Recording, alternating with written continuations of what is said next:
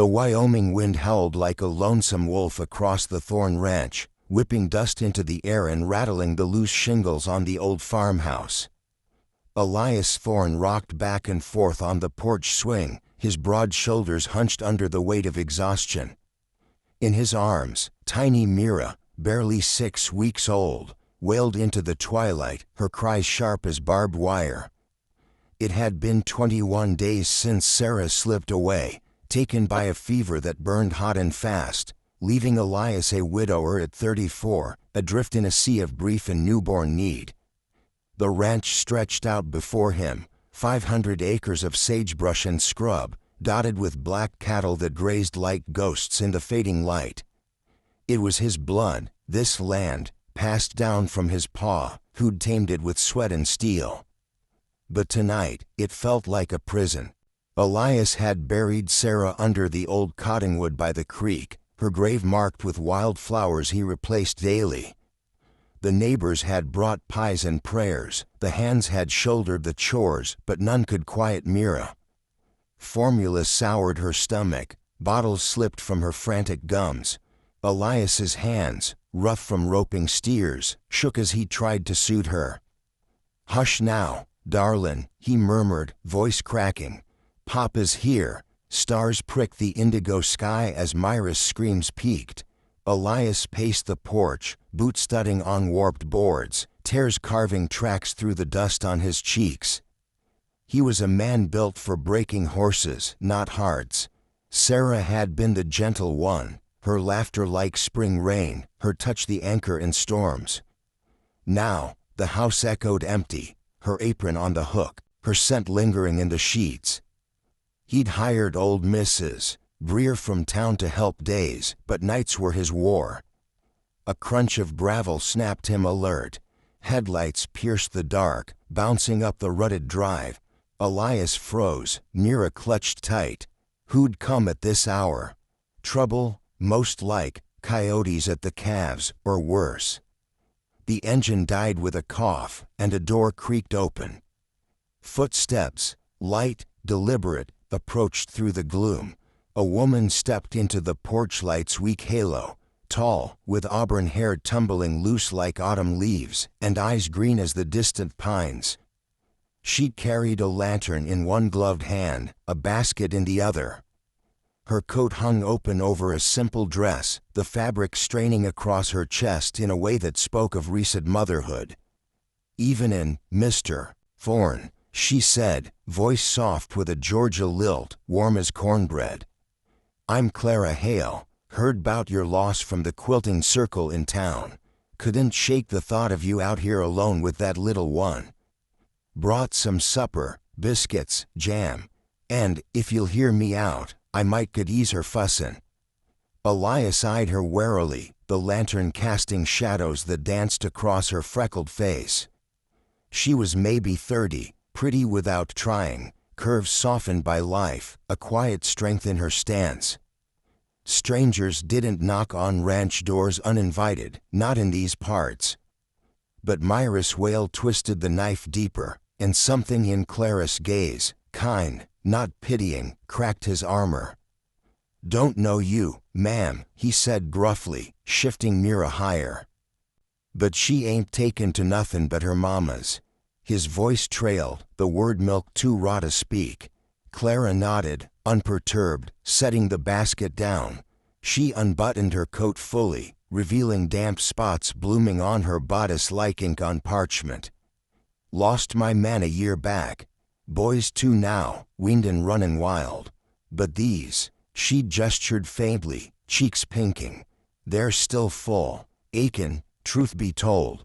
If you trust a stranger's kindness, I can nurse her.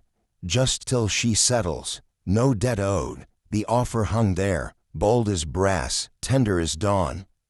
Elias searched her face, honest thighs, no hidden barbs. Mira arched, rubeless and raging. "Lord help me," he whispered, then nodded. "Come in." The kitchen smelled of stale coffee and sorrow, lit by a single lamp on the table. Elias pulled a chair for her, his hands clumsy. Clara sat, accepting Mira with the grace of long practice. She loosened her bodice, the fabric parting to reveal the swell of her breasts, full, veined with life, nipples pearled with milk. Mira latched on instinctively, her cries muffling to greedy gulps. The room hushed, just the suckle, the tick of the clock, Clara's low hum of an old hymn. Elias busied himself at the stove, filling mugs with water for tea, anything to steady the tremor in his chest. The sight of it, so intimate, stirred memories of Sarah in this same chair, Myra's first days a blur of joy. Now, it was salvation from a stranger. He slid a mug her way, avoiding her eyes. "Owe you more in thanks." Clara glanced up. Myra's tiny hand curled against her skin. "She's got fire in her. Like her pa, I'd wager." Her smile was small, inviting talk without demanding it. They sat as the tea cooled, words trickling out like creek water after drought.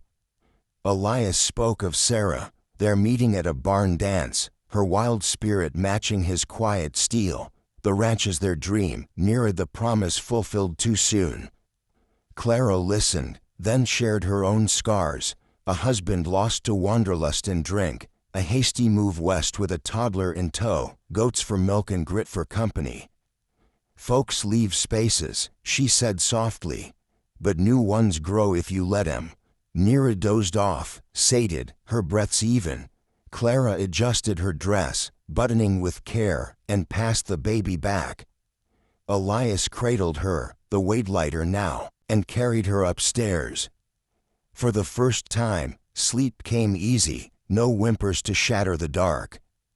Downstairs, Clara hadn't fled. She unpacked the basket, golden biscuits, elderberry jam that burst tart on the tongue. "Eat," she urged, slicing one for him. Grief starves quicker than hunger. He did, the simple act of balm.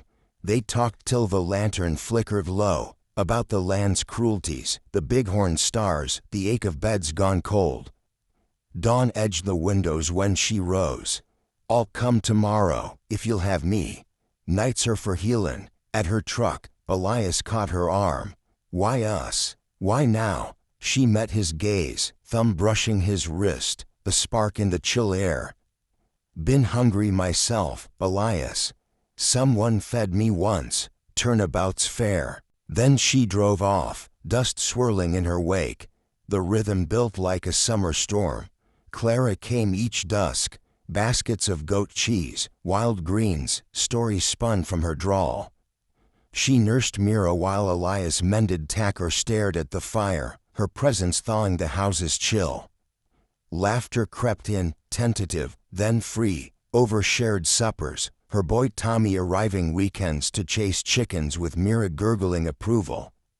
One stormy eve, thunder cracking the sky, Clara arrived drenched, dress clinging like a second skin.